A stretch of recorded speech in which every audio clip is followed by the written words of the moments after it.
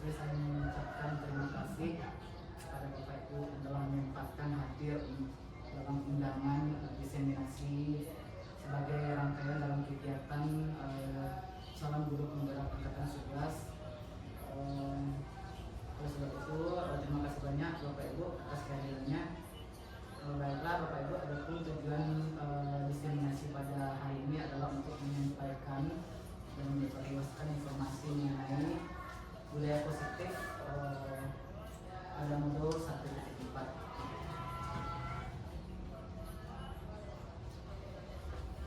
Dalam kegiatan guru penggerak ini saya difasilitatori oleh Ibu Sri Mahendri dan pengajar praktik di Yayasan Fatima.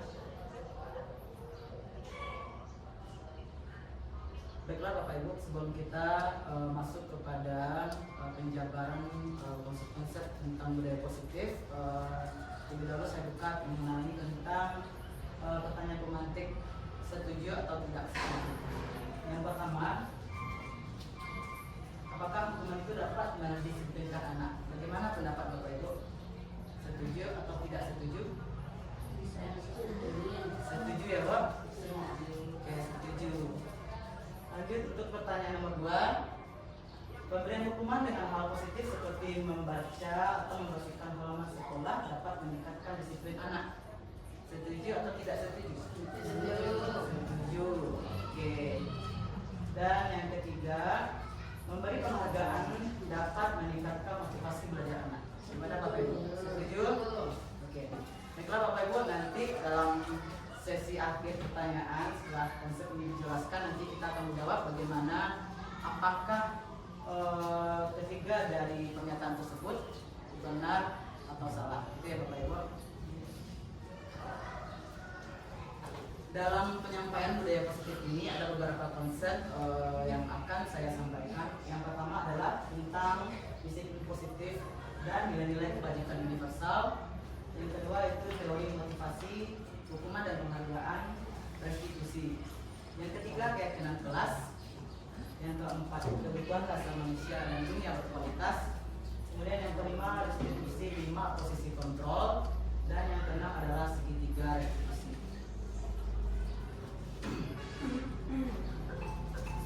Baiklah Bapak Ibu, kita masuk pada konsep yang pertama, yaitu disiplin positif dan nilai-nilai kebajikan universal. Sebelum memulai kegiatan ini, saya ingin mengawalinya dengan sebuah di sini saya meminta Ibu untuk melakukannya secara berpasang-pasangan. Dan saya akan membagikan sebuah kertas. Di sini Bapak Ibu boleh bebas menuliskan hal yang Ibu anggap, Bapak Ibu anggap berharga dalam kehidupan Bapak Ibu. Ya Bapak Ibu, jadi dilakukan sebanyak 2 orang. Nah, orang yang pertama menggenggam erat kertas tersebut dan orang yang kedua akan mencoba untuk membukanya.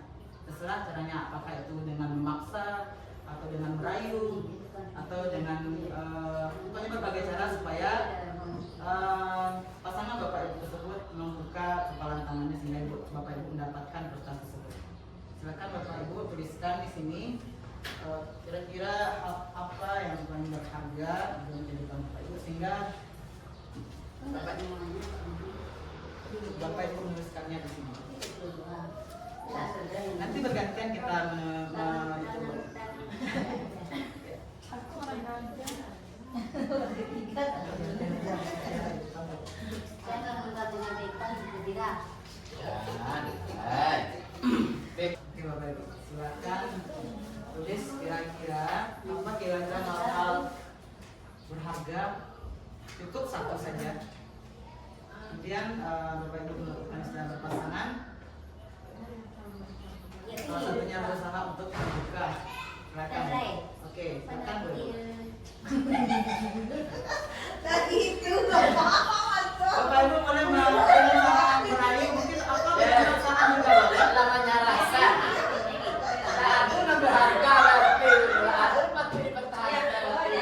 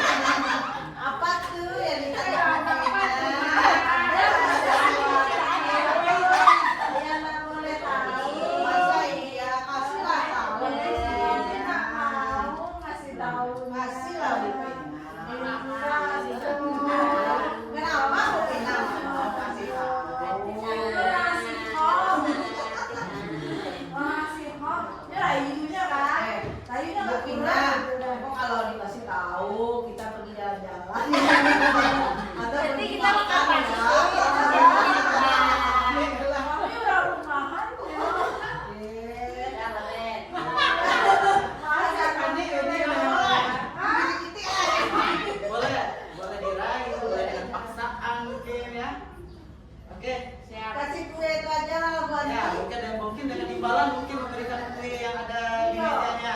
Tak mau. Oke. besar kan? Awalnya aja. Makasih. Enggak kan? Tak mau. Kenapa aku tak mau? Kenapa tak mau? Aku banyak tak mau. Cuma satu. Oke. Cuma satu aja. Udah punya, memang udah pakai. Alhamdulillah ya apa karena Tadi ada yang berhasil, ada yang tidak ya. Nah, sekarang kita akan Berhasil. bagi Ya sudah. Tampak. Oke. Baik Bapak Ibu, sekarang kita melihat kira-kira makna dari kegiatan kita tadi adalah karena kita akan membahas mengenai posisi kontrol ya Bapak Ibu. Nah di sini sebelum saya menjelaskan mengenai posisi kontrol tersebut, ada beberapa miskonsepsi di sini Bapak Ibu. Karena sudah dikembangkan menjadi teori pilihan. Yaitu ada beberapa miskonsepsi dari teori kontrol. Yang pertama adalah guru dapat mengontrol murid. Padahal sebenarnya gimana Bapak Ibu? Guru tidak dapat mengontrol murid karena yang punya kontrol itu sendiri adalah orang atau individu itu sendiri. Tadi kita melaksanakan kegiatan seperti mengepalkan tangan, memegang benda berharga kita sehingga orang lain mencoba membukanya. Anda yang punya kontrol di dalam hal tersebut adalah diri kita sendiri. Kalau ada orang yang bisa membukanya, berarti kita tetap punya kontrol, namun kita mengizinkan mereka untuk mengambil hal berharga tersebut dari dalam diri kita. Dan yang kedua, ilusi semua penguatan positif, efektif dan bermanfaat.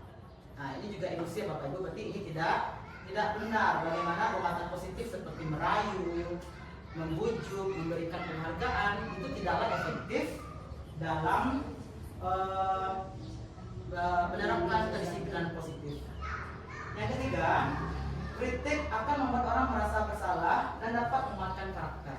Ini juga ilusi ya Bapak Ibu, di mana pernyataan ini tidak benar, di mana kalau kita dikritik biasanya ada orang yang dapat menerima, ada yang tidak. Selagi misalnya apalagi disampaikan dengan kata-kata yang tidak baik, yang ada malah nanti orang tersebut menjadi marah kepada kita atau menyimpan dendam dan menimbulkan energi negatif dalam dirinya. Kemudian ilusi atau miskonsepsi yang keempat adalah orang dewasa memiliki hak untuk memaksa. Ya Bapak Ibu, sebagaimana kita sebagai guru itu adalah pernyataan yang tidak benar. Pendidik tidak dapat memaksa muridnya untuk melakukan apa yang dikatakan gurunya, melainkan jika hal tersebut tidak datang dari diri dia sendiri. Nah itulah kira-kira miskonsepsi pada teori kontrol. Nah yang kedua, kita akan berusaha untuk merubah paradigma atau cara berpikir kita yang awalnya kita memegang prinsip teori stimulus respon berpindah kepada teori kontrol, di mana ada beberapa karakteristik atau perbedaan yang mencolok yang dapat kita lihat di sini Bapak. Di mana stimulus respon ini adalah stimulus dengan memberikan seperti penghargaan atau memberikan hukuman, sedangkan pada teori kontrol itu lebih kepada menimbulkan kesadaran dalam diri dia sehingga dia memegang prinsip-prinsip tersebut sehingga tidak perlu lagi untuk diperintah karena mereka sudah mempunyai prinsip dan keyakinan dalam diri. Dimana untuk yang pertama adalah perbedaannya itu kebutuhan kita itu sama pada teori stimulus respon, sedangkan pada kenyataannya pada teori kontrol kebutuhan setiap kita itu berbeda. Nanti kita akan masuk pada kebutuhan dasar manusia Bapak Ibu, dimana mungkin kebutuhan Ibu Dwi pasti berbeda dengan kebutuhan Bu Yanti. Sedangkan pada teori stimulus respon dia berpikir bahwa semua kebutuhan kita itu adalah sama. Yang kedua, semua orang melihat hal yang sama pada teori stimulus respon, sedangkan pada teori kontrol setiap orang itu memiliki gambaran yang berbeda. Ya Bapak Ibu, jadi kita mencoba berpikiran untuk merubah cara berpikir kita dengan teori kontrol bahwa setiap orang itu mempunyai pikiran atau cara pandang yang berbeda-beda. Yang kedua, kita mencoba mengubah orang agar berpandangan yang sama dengan kita. Sedangkan pada teori kontrol, kita berusaha memahami pandangan orang lain tentang dunia. Jadi setelahnya kita di sini mencoba untuk berempati merasakan apa yang mereka rasakan, seperti itu. Kemudian perilaku buruk dapat dilihat sebagai suatu kesalahan, sedangkan pada teori kontrol semua perilaku memiliki tujuan. Ini yang mendasari seseorang melakukan sesuatu. Nanti kita akan juga belajar bagaimana motivasi atau tindakan dasar kita melakukan sesuatu. dan lainnya Bapak Ibu. Jadi di sini juga ada katanya orang lain juga bisa mengontrol kita, padahal yang bisa mengontrol diri kita sendiri adalah pribadi itu sendiri. Baiklah Bapak Ibu. Nah, dalam penerapan budaya positif erat kaitannya dengan kata disiplin. Setelah Bapak Ibu mendengar kata disiplin, apa yang terlintas di benak Bapak Ibu kira-kira? Sesuai dengan tepat waktu. Kemudian mungkin erat kaitannya dengan aturan-aturan, begitu ya Pak Irfan, aturan-aturan ataupun sesuatu ketidaknyamanan. Nah, di sini dalam kata disiplin dimaknai menjadi sesuatu yang dilakukan seseorang pada orang lain untuk mendapatkan kepatuhan. Nah, kita cenderung menghubungkan kata disiplin dengan ketidaknyamanan, yaitu identik dengan hukuman ataupun aturan-aturan. Nah, disiplin itu Bapak Ibu berasal dari kata disiplina yang artinya adalah belajar, di mana kata disiplin di sini mengacu kepada memiliki rasa tanggung jawab terhadap apa yang dilakukannya berdasarkan apa yang dia yakini. Nah, untuk menciptakan disiplin positif tersebut,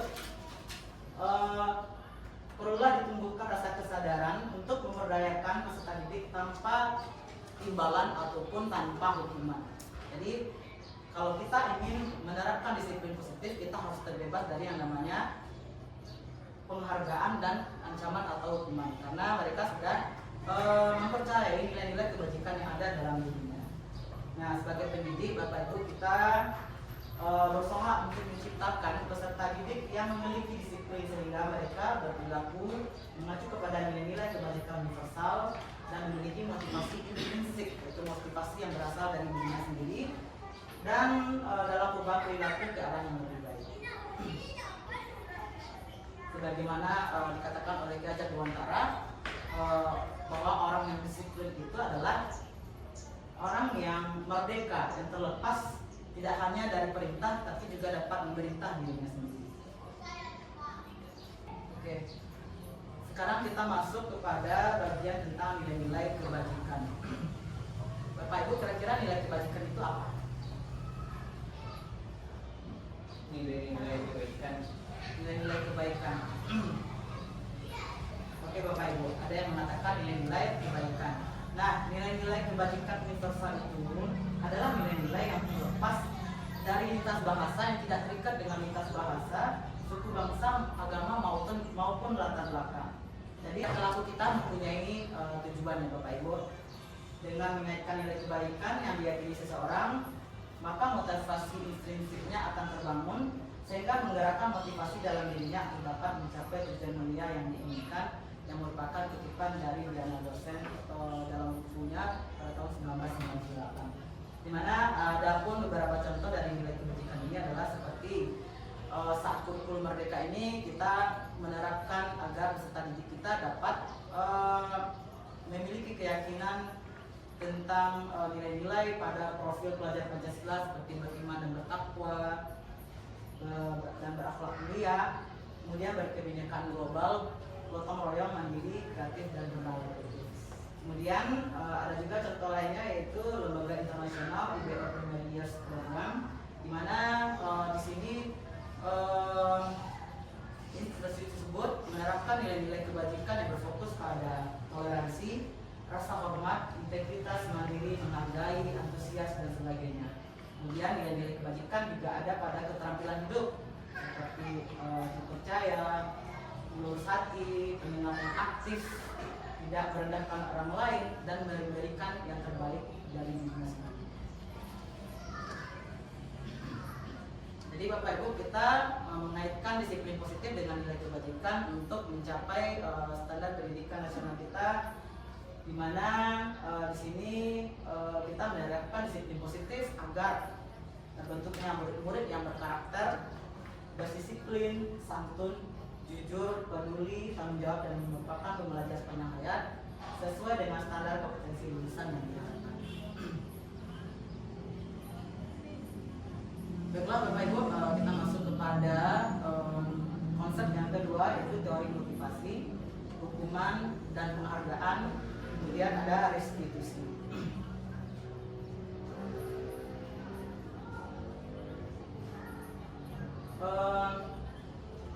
Teori motivasi perilaku manusia. Diana Bosen, psikiater mengatakan bahwa ada 3 motivasi yang mempengaruhi seseorang melakukan sesuatu. Yang pertama itu adalah untuk menghindari kenyamanan atau hukuman. Ini merupakan teori motivasi yang paling rendah, di mana di sini adalah teori motivasi atau tindakan yang dilakukan berdasarkan untuk menghindari hukuman ataupun ketidaknyamanan.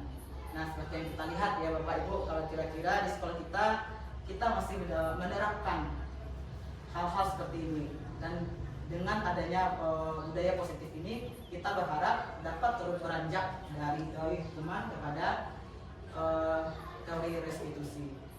Dan teori yang kedua, bahwa yang mendasari seseorang melakukan sesuatu itu adalah karena mengharapkan imbalan ataupun penghargaan dari orang. Ini seperti yang kita lihat, sering sebagai pendidik kita juga sering melakukan ini ya Bapak Ibu. Nah, apa dampak dari motivasi yang kedua ini? Sama dengan motivasi yang pertama, di mana motivasi eksternal, motivasi internal di sini tidak tumbuh karena masih ada dorongan dari luar berupa mungkin penghargaan, berupa aturan-aturan atau hukuman. Jadi untuk motivasi yang pertama dan kedua itu tidak tumbuhnya motivasi internal atau motivasi yang datang dari dalam diri. Dan untuk motivasi, teori motivasi yang terakhir adalah yang ketiga, itu untuk menghargai dirinya sendiri. Nah, di sini merupakan motivasi paling akhir yang diharapkan dalam budaya positif. Diharapkan peserta didik kita mempunyai motivasi itu untuk menghargai dirinya sendiri, yaitu motivasi yang ketiga, di mana di sini tumbuhnya motivasi dari dalam dirinya tanpa adanya paksaan dari orang lain. Nah, di sini dapat kita lihat Bapak Ibu, dalam menjalankan peraturan ataupun keyakinan kelas atau sekolah bila mana ada satu pelanggaran, tentunya satu harus terjadi. Untuk itu kita perlu meninjau ulang tindakan penegakan peraturan atau keyakinan kelas sekolah kita selama ini. Tindakan terhadap suatu pelanggaran pada umumnya berbentuk hukuman dan konsekuensi. Nah, di sini ada tabel yang menyatakan perbedaan antara hukuman, konsekuensi, dan restitusi. Terlihat jelas ya Bapak Ibu? Nah, di mana pada tindakan yang memberikan hukuman, dampaknya di sini adalah identitas murid tersebut gagal atau tidak terbentuk. Jadi kita membuat murid tersebut menjadi orang yang bersalah atau menjadi orang yang tidak ada nilai-nilai kebajikan dalam dirinya. Sedangkan pada konsekuensi merupakan dampak dari apa yang mereka lakukan, istilahnya sebab dan akibat ya Bapak Ibu. Dampak apa yang dilakukan maka ada akibatnya. Sedangkan restitusi di sini adalah untuk memperbaiki kesalahan-kesalahan yang mereka miliki sehingga menumbuhkan motivasi intrinsik dalam diri mereka. Yang dimana contohnya pertama adalah kalau kita memberikan hukuman, sesuatu yang menyakitkan harus terjadi. Contohnya seperti apa ya Bapak Ibu? Anak-anak kita jika terlambat ke sekolah misalnya, kita suruh untuk memilih sampah atau membersihkan WC. Di sini jelas sekali bahwa pemberian hukuman itu tidak ada sekali hubungannya dengan memilih sampah dengan terlambat datang ke sekolah. Jadi di sini anak-anak tersebut merasa tidak terbentuknya identitasnya. Dan yang kedua, kalau konsekuensi itu satu hal harus terjadi. Jadi dampak dari apa yang mereka lakukan. Contohnya seperti jika ada anak yang tidak terlambat mungkin mengerjakan tugas atau apa istilahnya ya, anak-anak yang tidak masuk sekolah, maka konsekuensinya mereka harus mengajarkan pelajaran yang ditinggal pada hari tersebut. Dan konsekuensi dan kemudian restitusi merupakan memberikan pilihan-pilihan di sini tentang penyelesaian suatu masalah yang mereka hadapi, sehingga timbullah motivasi dalam dirinya berdasarkan nilai-nilai kebajikan yang mereka percayai. Nah, Bapak Ibu, setelah melihat perbedaan antara hukuman dan konsekuensi tadi, coba kita analisis kembali atau kita lihat kira-kira pernyataan berikut ini termasuk hukuman atau konsekuensi, Bapak Ibu. Untuk pertanyaan yang pertama atau pernyataan yang pertama, mencatat 100 kali dalam buku kalimat saya tidak akan terlambat lagi karena terlambat ke sekolah. Kira-kira ini hukuman atau konsekuensi, Bapak Ibu? Konsekuensi. Hukuman. Oke, hukuman. Ya, karena kita lihat ya Pak Ivan, di sini tidak ada hubungannya dengan dia datang terlambat dengan membuat catatan saya tidak akan terlambat lagi. Nanti di akhir akan kita lihat apakah betul atau salah. Yang kedua, lari mengelilingi lapangan basket 2 kali karena terlambat hadir ke sekolah. Hukuman, ya. Karena hukuman tersebut merupakan satu tindakan yang kita buat secara tiba-tiba tanpa memikirkan halnya ke depan seperti apa. Kemudian murid diminta untuk push up 15 kali karena tidak mengenakan masker ke sekolah. Ya, karena ini lebih dampaknya kepada kesehatan ya Bapak Ibu, tapi malah kita disuruh push up. Yang kedua, menggantikan kertas tugas teman yang telah dicoret-coret. Konsekuensi Pak. Ya, betul sekali ya, betul. Ini adalah konsekuensi. Karena dampak dari apa yang mereka lakukan itu merupakan konsekuensi. Kemudian membersihkan tumpahan air di meja tulis karena tersenggol pada saat belajar. Konsekuensi atau bentuk tanggung jawab ya, bukan bentuk hukuman.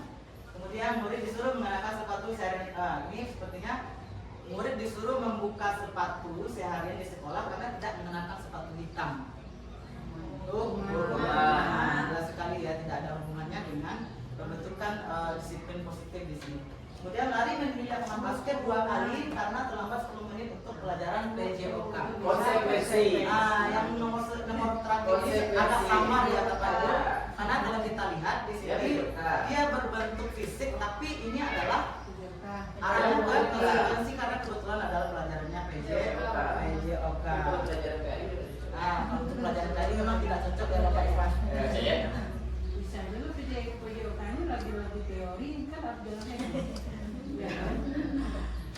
Nah, setelah kita lihat yang pertama hukuman konsekuensi, jadi dapat terbedakan antara hukuman dan konsekuensi. Nah, kira-kira inilah beda antara hukuman dan konsekuensi. Di mana hukuman itu bersifat tidak terencana atau tiba-tiba, di mana anak atau murid tidak tahu apa yang akan terjadi dan tidak dilibatkan.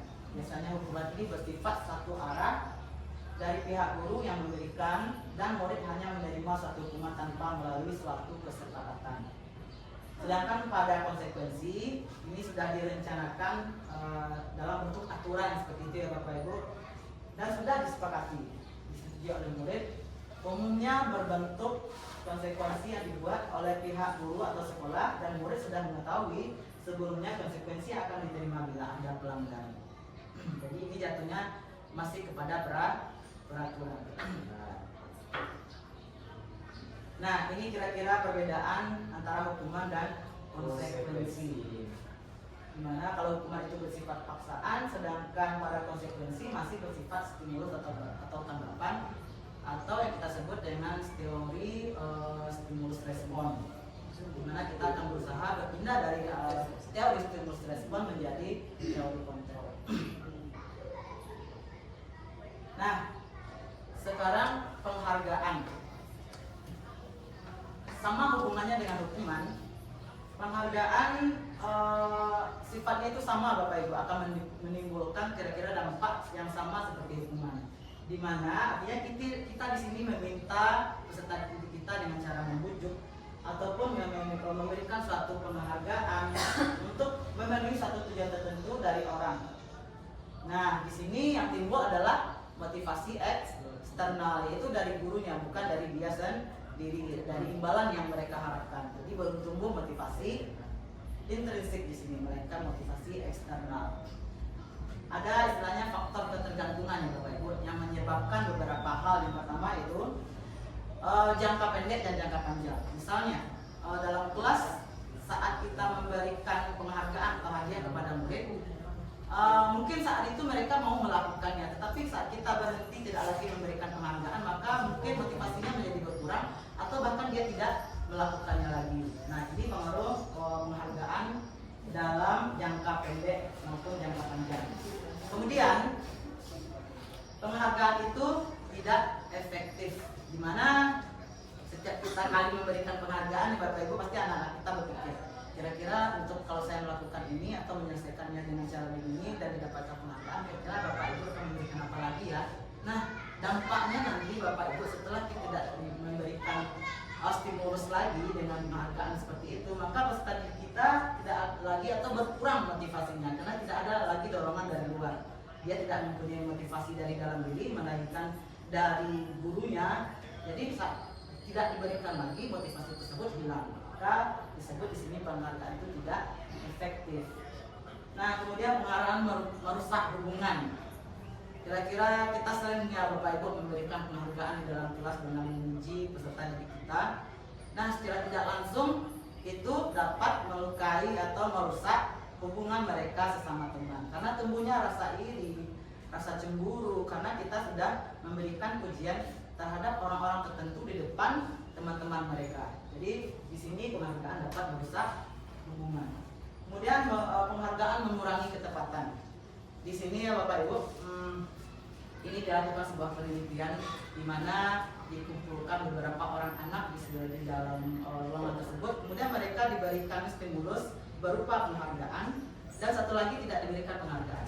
Di mana saat anak yang diberikan penghargaan ini tidak lagi diberikan rewardnya, mereka tidak melakukan sesuatu tersebut tidak tepat lagi ya. Bentuknya adalah melihat sebuah gambar yang memiliki perbedaan. Sedangkan mereka yang tidak diberikan reward tetap menjawab dengan jawaban yang benar. Jadi dapat dikatakan bahwa di sini penghargaan dapat mengurangi ketepatan. Sama dengan penurunan kualitas, di sini sebuah peneliti juga melakukan sebuah tindakan tentang dua kelompok dalam penulisan jurnal. Yang satu lagi jurnal tersebut diberikan reward, yang satu lagi tidak. Setelah diberhentikan, ternyata yang satu yang tidak diberikan reward tetap menulis dengan baik, sedangkan yang tidak diberikan reward menurun kualitasnya Bapak Ibu. Kemudian juga penghargaan mematikan kreativitas, penghargaan menghukum. Menghukum maksud di sini adalah seperti pemberian rankingan Bapak Ibu. Katakan di sekolah saat ini dalam kurikulum Merdeka tidak lagi menerapkan yang namanya rankingan. Ternyata pemberian ranking itu sama juga menghukum peserta didik kita. Karena mengapa? Diberikan urutan antara mereka. Jadi yang pertama terhukum dengan karena tidak dapat mencapai atau posisi yang kedua, yang pertama, sedangkan yang ketiga juga begitu dan seterusnya sampai ke belakang. Jadi dapat dikatakan di sini penghargaan itu menghukum. Jadi penghargaan mengurangi motivasi intrinsik. Hampir mirip dengan yang tadi jangka pendek dan jangka panjang. Ketika tidak diberikan lagi sebuah stimulus, mereka berhenti melaksanakannya karena penghargaannya tidak diberikan. Nah, Bapak Ibu, kita dapat menggantikan penghargaan tersebut dengan memberikan pengakuan. Dan pengakuan tersebut kita fokusnya lebih kepada prosesnya, di mana kita dapat menggunakan rumus seperti pembuka, kebalikan, dan situasi. Nah, jadi ada nilai kebalikannya di sini Bapak Ibu. Nanti kita akan bahas tentang kebutuhan dasar manusia bahwa pada dasarnya manusia itu membutuhkan pengakuan. Nah, sebaiknya daripada memberikan penghargaan, kita ganti dengan memberikan pengakuan, yaitu tentang pemaksaan atas apa yang telah mereka capai atau lebih kepada prosesnya. Contohnya kemarin Bapak perhatikan, nilai kebalikan ini adalah rasa empatimu besar sekali pada saat menolong murid baru di dalam kelas. Jadi kita di sini lebih kepada menilai prosesnya bukan pada hasilnya. Lanjut Bapak Ibu, bentuk program kebajikan di mana dalam pemberian pengakuan itu ada beberapa hal yang harus kita ingat. Yang pertama adalah kita memberikannya secara khusus. Ya, jadi mungkin dalam kondisi-kondisi tertentu. Yang kedua, kita memberikan pengakuan secara pribadi, bukan di depan satu kelompok. Karena seperti yang kita lihat tadi, penghargaan dapat merusak suatu hubungan. Dan yang ketiga, berikanlah pengakuan itu kepada semua murid. Jadi istilahnya kita memperlakukan murid dengan sama. Kemudian berikan secara konsisten dan fokus pada proses.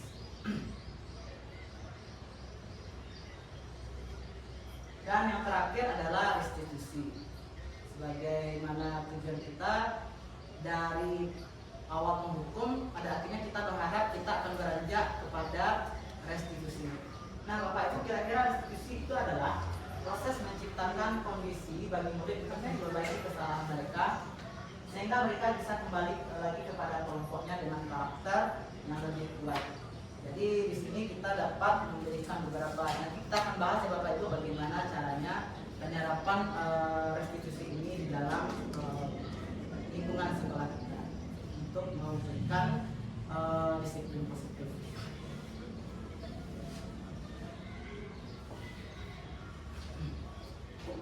Nah, dimana ciri-ciri dari restitusi ini adalah kita memberikannya bukan untuk menebus kesalahannya, melainkan untuk belajar dari kesalahan. Kemudian untuk memperbaiki hubungan, memberikan tawaran bukan paksaan. Kemudian untuk melihat ke dalam dirinya dan mencari kebutuhan dasar yang mendasari dari tindakan tersebut. Karena setiap orang melakukan sesuatu itu pasti ada kebutuhan dasarnya mungkin tidak terpenuhi ya Bapak Ibu, karena melakukan kesalahan. Sepertinya bisa jadi kalau saat peserta didik kita pergi ke sekolah tanpa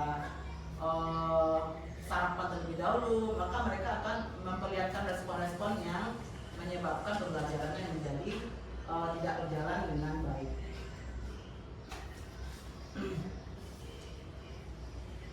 Lanjut pada konsep yang ketiga, yaitu keyakinan kelas. Nah, Bapak Ibu, kenapa di sini kita mengatakannya sebagai keyakinan kelas, bukan peraturan kelas? Mengapa demikian? Apa kira-kira Bapak Ibu? Karena mengapa tidak peraturan saja?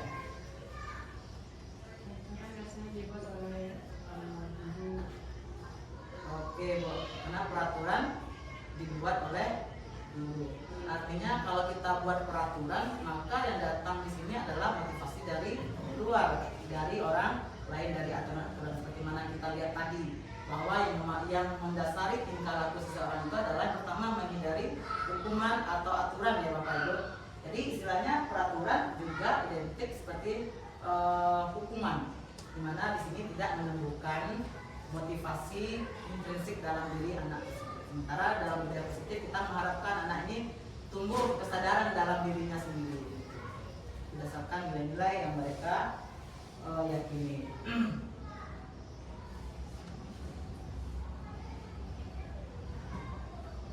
Nah, adapun karakteristik dari keyakinan kelas itu ya Bapak Ibu, yang pertama dia bersifat abstrak daripada peraturan dan lebih daripada peraturan yang lebih rinci dan konkret. Sebagaimana tadi kita sudah belajar mengenai nilai-nilai nilai kebajikan universal. Kalau kita membuat keyakinan kelas, kita tidak menjabarkannya serinci seperti peraturan-peraturan atau tata tertib. Yang kedua, keyakinan kelas berupa pernyataan universal. Misalnya saling menghormati, menghargai. Jadi semuanya masuk di sana. Jadi jika terjadi suatu pelanggaran, maka kita dapat mengarahkan anak-anak tersebut kepada nilai-nilai kebajikan yang sudah mereka yakini. Kemudian dibuat dalam bentuk positif, tidak terlalu banyak agar mereka dapat fokus kepada nilai-nilai tersebut.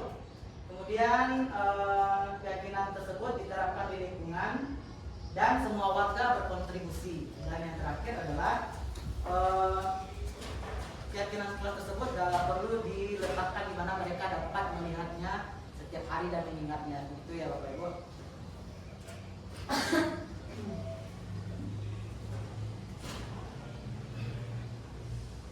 Nah, sebelum kita masuk kepada bagaimana cara membuat keyakinan kelas, kira-kira dari konsep tentang nilai-nilai kebajikan tadi, dari pernyataan tersebut, kira-kira ini nilai kebajikan apa yang dituju ya Bapak Ibu? Untuk pernyataan yang pertama, kembalikan barang ke tempatnya. Kira-kira mengembalikan barang ke tempatnya. Tanggung jawab. Dilarang mengganggu orang lain. Dilarang mengganggu orang lain, sepertinya ini lebih kepada toleransi atau menghormati begitu ya Bapak Ibu. Kemudian hadir di sekolah 15 menit. Disiplin. Oke, dilarang melakukan kekerasan. Lebih kepada keamanan seperti ya Bapak Ibu. Kemudian dilarang menggunakan narkoba. Ini lebih kepada kesehatan. Dilarang merokok juga mirip seperti itu. Gunakan masker, kesehatan juga. Kemudian berjalan di kelas dan koridor. Berjalan di kelas atau koridor. Keamanan. Oke, coba kita lihat kira-kira jawabannya seperti apa. Keselamatan, ya. Gunakan masker itu kesehatan, dilarang merokok kesehatan. Jadi apabila mereka sudah memahami dari nilai-nilai tersebut, maka tidak lagi diperlukan yang namanya peraturan. Nah, kita perlu memberikan pemahaman dulu kepada Bapak Ibu kepada peserta didik kita agar mereka nanti dalam pembuatan keyakinan kelas dapat berpartisipasi dan mengerti kira-kira keyakinan itu apa sih, nilai-nilai kebaikan itu apa sih. Nah, Bapak Ibu, di sini ada beberapa tahap dalam pembuatan keyakinan kelas. Yang pertama adalah kita meminta peserta didik dulu untuk membuat aturan-aturan yang ada di dalam kelas. Kemudian semua peserta didik ikut aktif dalam membuat peraturan-peraturan tersebut. Nanti akan ada yang membuatnya dengan bentuk kalimat negatif. Nah, tugas kita adalah merubahnya dalam bentuk kalimat positif. Contohnya jangan, kata jangan itu adalah negatif ya Bapak Ibu. Nah, kita nanti merubahnya dalam bentuk kalimat positif. Seperti berjalanlah. Nah, dihilangkan kalimat negatifnya. Kemudian setelah diubah dalam bentuk kalimat positif, kita perlu meninjau kembali tentang pendapat yang sudah dicatat dan menuliskan kira-kira ini arahnya kemana ya Bapak Ibu. Seperti berjalan di kelas, dengarkan guru, datang tepat waktu, mungkin mempunyai nilai kebajikan yang mirip.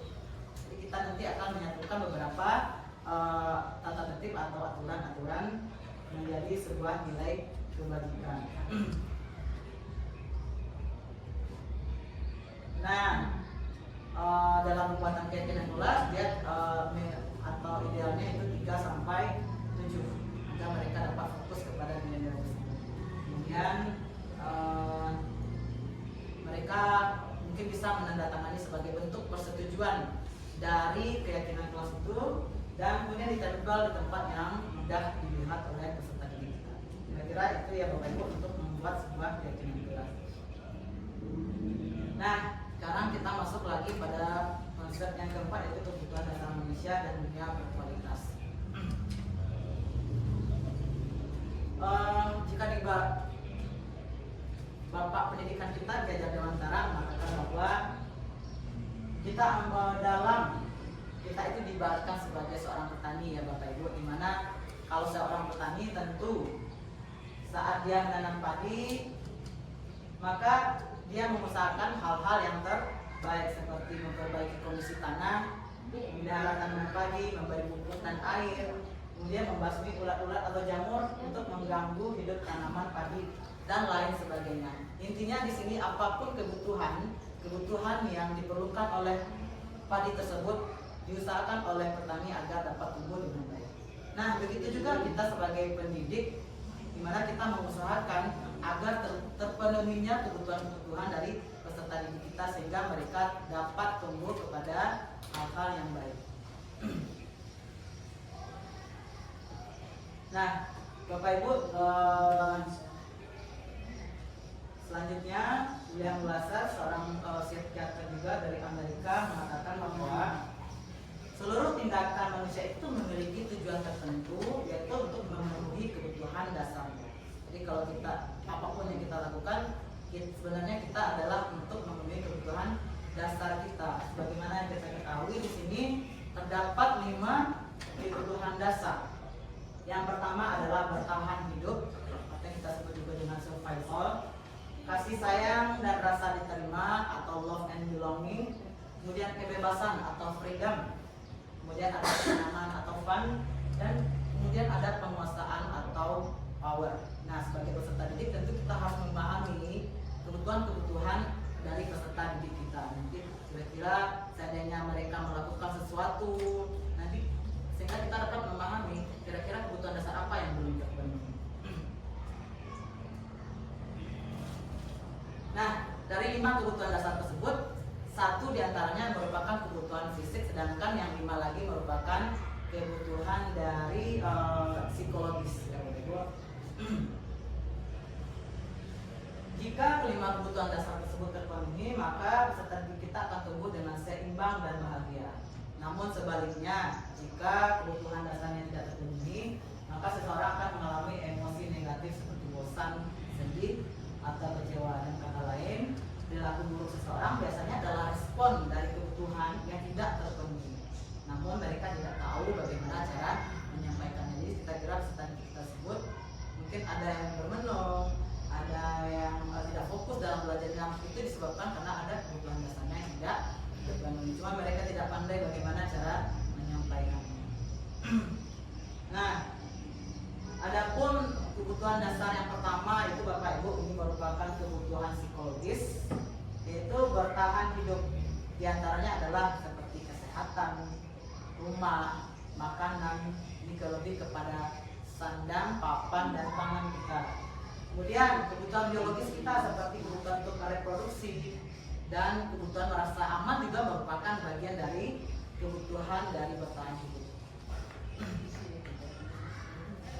Nah, yang kedua, bahwa manusia itu butuh merasa diterima. Ini merupakan kebutuhan dasar Bapak Ibu. Ya, mana kebutuhan merasa diterima itu adalah keinginan untuk tetap terhubung dengan orang lain, seperti temannya, keluarga, teman kerja, dan kelompoknya. Nah, sebagai guru, kita harus menerima murid sesuai dengan kodratnya, karena pada hakikatnya setiap murid itu adalah unik. Jadi perasaan diterima oleh kita sebagai guru juga harus menerima murid-murid kita ya Bapak Ibu, karena itu merupakan kebutuhan dari mereka, dan kita meyakini bahwa setiap murid itu adalah unik dengan karakternya sendiri.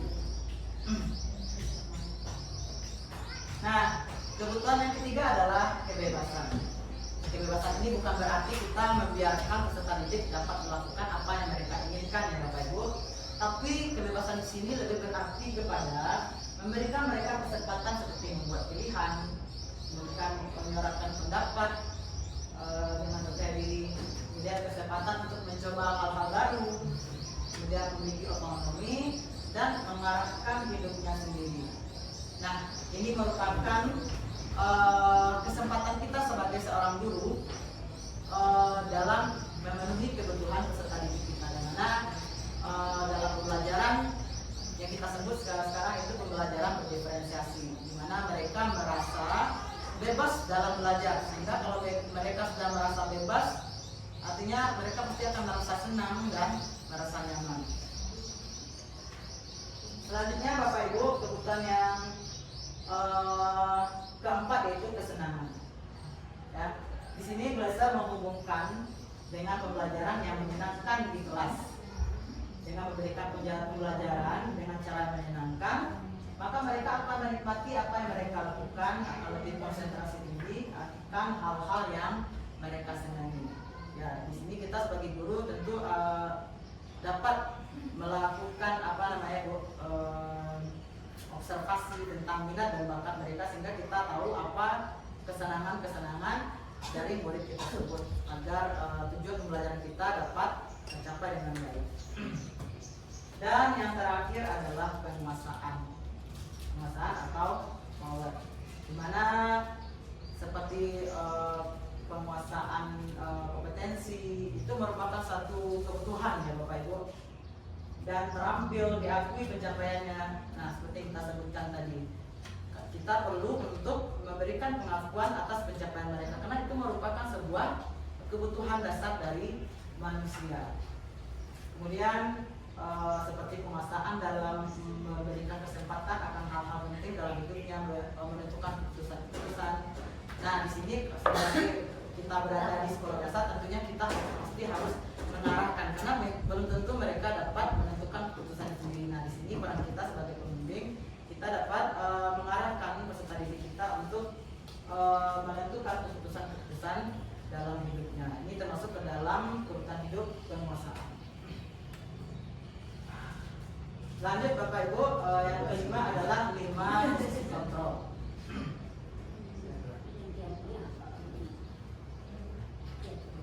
Nah, Bapak Ibu, di sini dalam konsep yang kelima ini menjelaskan tentang restitusi 5 posisi kontrol, di mana setiap posisi tersebut mempunyai ciri khas dan perbedaan masing-masingnya.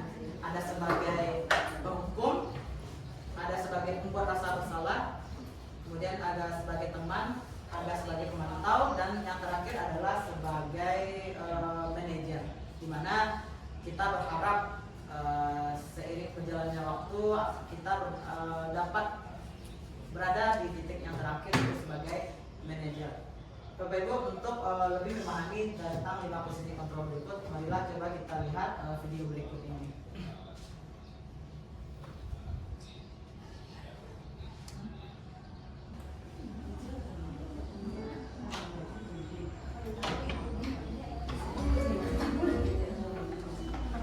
Salam bahagia Ibu dan Bapak Guru hebat. Dalam penerapan disiplin positif restitusi, salah satu program yang dikembangkan adalah 5 posisi kontrol.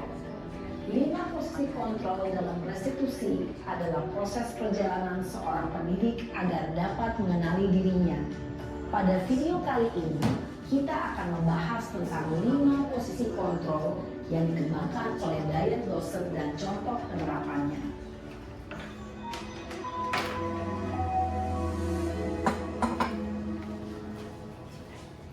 5 posisi kontrol itu adalah 1.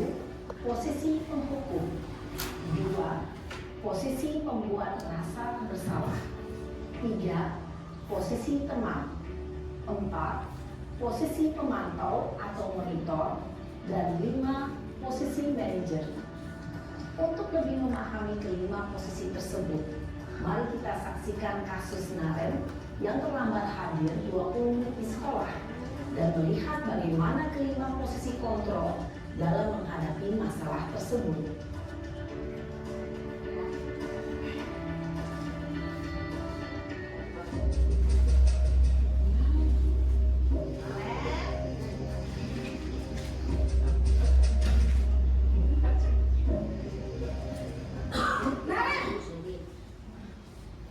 Sini kamu.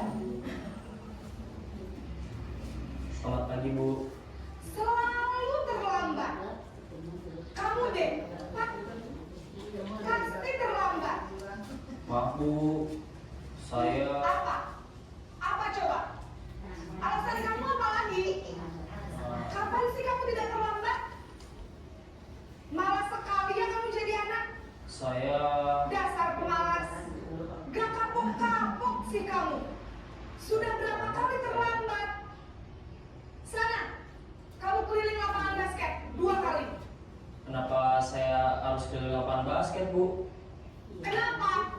Kamu melawan ibu. Berani-beraninya jawab. Sudah terlambat, masih berani jawab pula.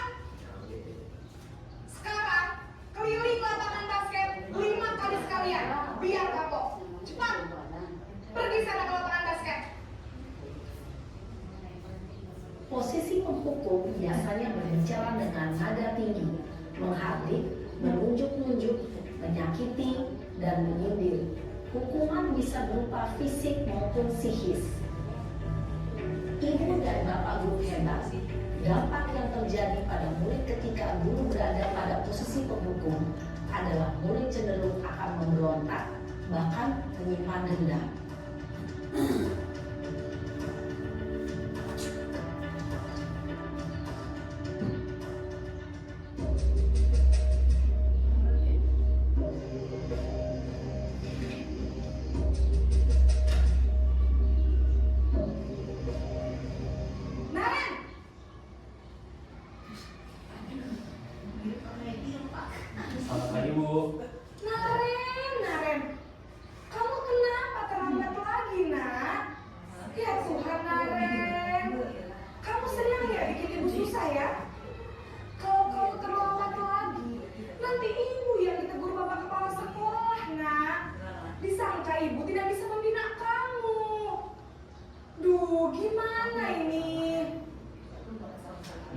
Maaf Bu.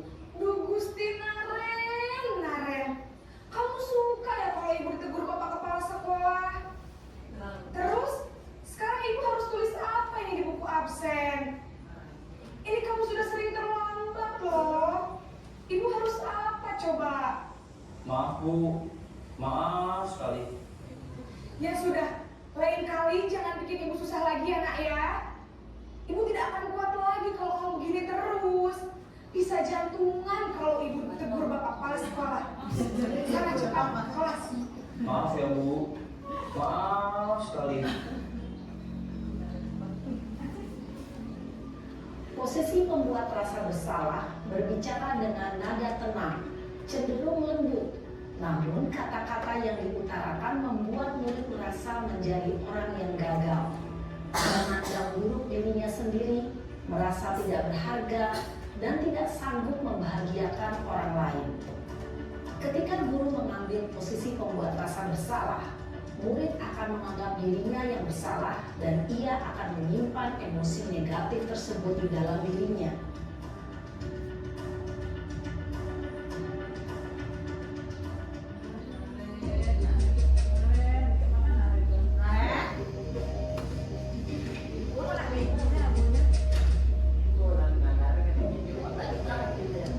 Naren, Posisinya beda. Selamat pagi Bu. wah, sudah jam berapa ini nak? Terlambat lagi ya sayang. Iya Bu. Habis ibu saya lupa bangunkan saya Bu. Kamu malah menyalahkan ibu kamu. Kamu bukannya anak yang larinya paling kencang. Kok terlambat sih? Iya Bu. Saya memang terlambat bangun tadi.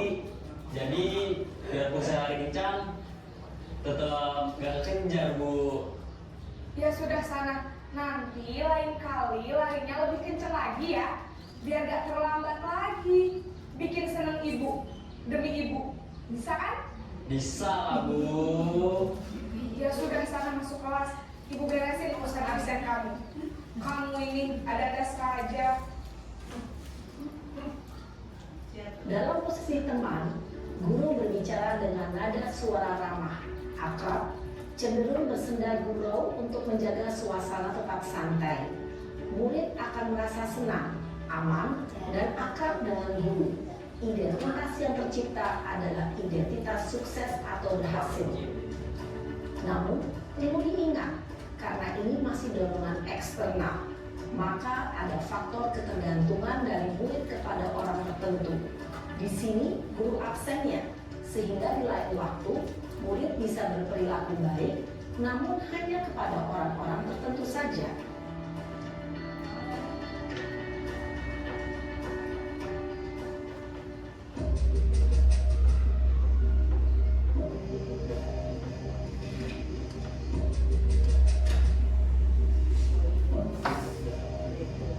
Naren!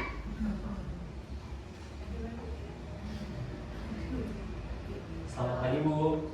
Naren, apa peraturan sekolah kita tentang jam berapa kita harus masuk sekolah, nak? Kita harus di sekolah jam 7 Bu. Iya betul, sekarang sudah jam 7.20. Naren sudah tahu konsekuensinya jika terlambat hadir. Paham Bu. Saya harus tinggal kelas pas jam istirahat selama 20 menit. Iya benar, konsekuensinya demikian. Jadi nanti jam 9.30 pas istirahat, kamu harus tinggal di kelas, kerjakan tugas tambahan untuk ketertinggalan kamu, ya? Baik Bu. Posisi pemantau mengandalkan perhitungan atau data untuk mengontrol murid. Guru mengarahkan murid berdasarkan peraturan dan konsekuensi. Seorang pemantau menunjukkan bahasa tubuh dan ekspresi wajah yang datar dan cenderung formal.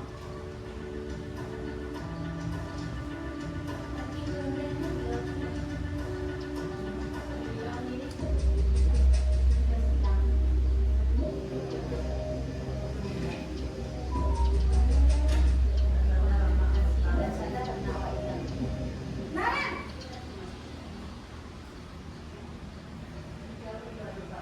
Selamat pagi Bu. Selamat pagi, Naren. Maaf Bu, saya terlambat. Iya, sekolah masuknya jam 7, sekarang sudah jam 7.20. Jadi sekarang bagaimana ini, Naren? Maaf Bu, saya lupa setel alarm saya semalam. Baiklah, menurut kamu, keyakinan sekolah yang mana yang perlu kamu tingkatkan? Menghargai diri sendiri dan orang lain mungkin ya Bu. Setuju. Jadi, apakah Naren meyakini prinsip saling menghormati tersebut? Iya Bu, saya meyakininya. Apakah Naren bersedia memperbaiki masalah keterlambatan ini? Bersedia Bu. Bagaimana kamu akan perbaiki masalah keterlambatan ini? Saya akan coba untuk tidak lupa menyetel alarm saya Bu. Baik, kalau Naren lupa menyetel alarm di rumah, ada orang yang kira-kira bisa bantu mengingatkan tidak? Ada Bu, kakak saya, Kak Emma. Ada lagi selain Kak Emma? Selain Kak Emma, ada ibu saya. Baik, jadi yang mengingatkan Naren adalah Kak Emma dan ibu kamu ya? Kira-kira akan mulai setel alarm kapan nih, Naren? Setelah pulang sekolah, akan segera saya lakukan. Baik, jadi Naren akan setel alarm untuk bangun besok pagi dan akan diingatkan oleh kakak dan ibu dan Naren ya. Ada lagi yang mungkin perlu dilakukan, Naren, agar tidak terlambat bangun lagi? Tidak ada Bu. Baik, Naren, terima kasih untuk kerjasama kamu. Sekarang kamu perlu kembali ke kelas untuk belajar. Baik Bu, terima kasih. Posisi manajer adalah posisi kontrol yang disarankan untuk membimbing murid memiliki sikap disiplin yang positif, yaitu murid yang mandiri, bertanggung jawab, dan dapat memecahkan masalah. Tujuan dari posisi ini adalah agar murid dapat berefleksi atas tindakannya. Guru akan dengan tulus memberikan pertanyaan-pertanyaan bermakna, sehingga membuat murid dapat belajar dari kesalahannya dan mencari sebuah solusi untuk menyelesaikannya. Ibu dan bapak guru hebat, setelah mengamati adegan kelima posisi kontrol tadi, kira-kira posisi mana yang paling ideal? Posisi mana yang dapat menunjang motivasi intrinsik murid? Ya, tentu posisi manajer. Posisi ini memang posisi ideal yang ingin dituju setiap pendidik. Pada posisi inilah, guru dapat menerapkan disiplin positif yang berpihak pada murid, yang memerdekakan murid. Perjalanan seorang pendidik tentunya tidak mudah untuk sampai pada posisi seorang manajer. Namun, tujuan kita pasti, yaitu menciptakan murid-murid yang mandiri, merdeka, dan bertanggung jawab. Semoga penggambaran 5 posisi kontrol yang telah diperlihatkan ini dapat Baik, Bapak Ibu, barusan kita sudah membahas tentang 5 posisi kontrol, tentang sebagai posisi. Lanjut sekarang pada kita akan menjadi posisi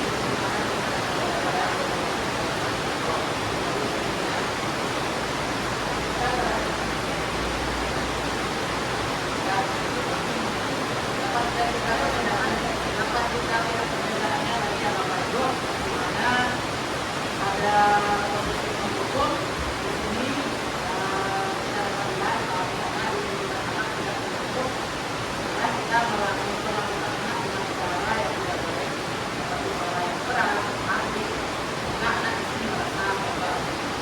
Kedua ada posisi sebagai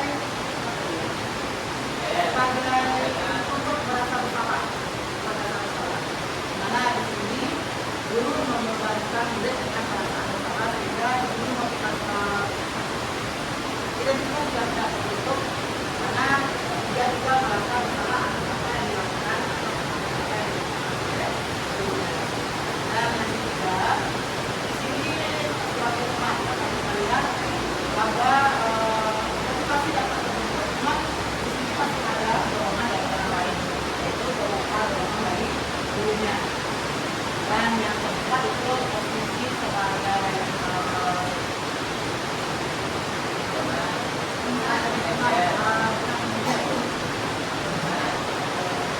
pemantau. Pemantau di sini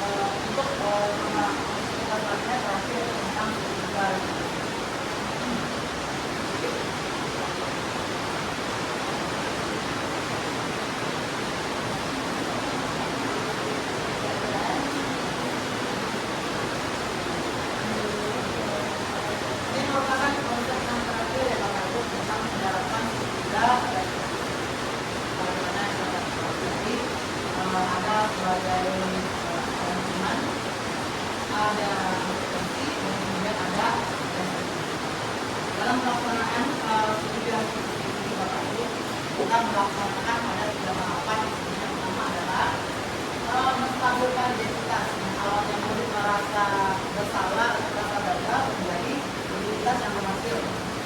Jadi kalau kita ingin memberikan suatu kebanggaan, tentunya kita harus menenangkan muridnya terlebih dahulu. Bagaimana kita memberikan masukan jika murid tersebut merasa kecewa, takut, dan tugas utama kita adalah tujuan suatu kali kita merasa diri tersebut berhasil, senang bekerja.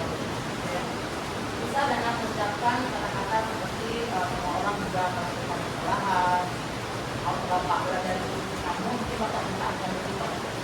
Jadi dia merasa ya bukanlah identitas yang baru. Kemudian setelah menstabilkan identitas, tentunya kita juga perlu mengvalidasi tindakan yang salah. Jadi apapun perbuatan yang dilakukan oleh murid kita, perlu kita mengatakan bahwa kesalahan itu bukanlah kesalahan. Jadi di sini kita lebih menegaskan tindakan yang salah. Dan yang terakhir yaitu menanyakan keyakinan. Jadi kita menawarkan berbagai macam pertanyaan tentang keyakinan apa mungkin yang telah mereka langgar yang tidak sesuai dengan prinsip-prinsipnya, sehingga ini dapat terbentuk identitas dan bertanamlah nilai-nilai keyakinan dalam diri kesenian kita. Baiklah Bapak Ibu,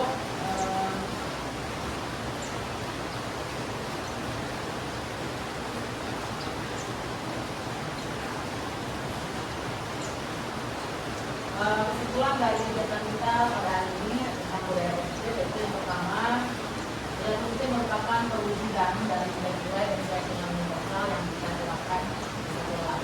Kemudian budaya positif tidak dapat diciptakan secara instan. Butuh kesabaran ya Bapak Ibu, butuh step per step. Jadi untuk menanamkan budaya positif itu selalu kesabaran dan konsisten dengan ada kemauan terlebih dahulu. Kemudian budaya positif ini menimbulkan rasa aman dan nyaman pada murid dalam proses pembelajaran. Kemudian budaya positif juga dapat mendorong murid untuk mampu berpikir, bertindak dan menciptakan sebagai proses memerdekakan dirinya sehingga murid lebih mandiri dalam kehidupan. Baiklah Bapak Ibu, sebelum kita menutup kegiatan inseminasi ini, marilah kita melakukan refleksi dari beberapa konsep yang sudah kita dapatkan tadi. Kira-kira ya Bapak Ibu, dari beberapa penjelasan yang tadi itu apa hal-hal yang sudah Bapak Ibu dapatkan, atau apa hal yang mungkin Bapak Ibu tingkatkan? Silakan Bapak. Dari penjelasan Pak Menteri tadi yang saya dapatkan tentang budaya aman, persekusi dan restitusi, kemudian manfaat guru dan juga signifikan restitusi. Jadi harapannya kita sebagai guru dalam kalau bisa melihat kita sebagai guru jangan sampai menjadi konflik. Ya, tidak sejak kita harapkan tadi ya Bapak kan diharapkan setelah melaksanakan inseminasi ini ada tidaknya perubahan baik dalam kita lakukan. Tentunya kita sebagai pelajar pun kita setidaknya berbeda sedikit demi sedikit yang pada akhirnya kita belajar pada fungsi ya untuk proses ya Bapak Ibu. Ada lagi Bapak Ibu? Oke.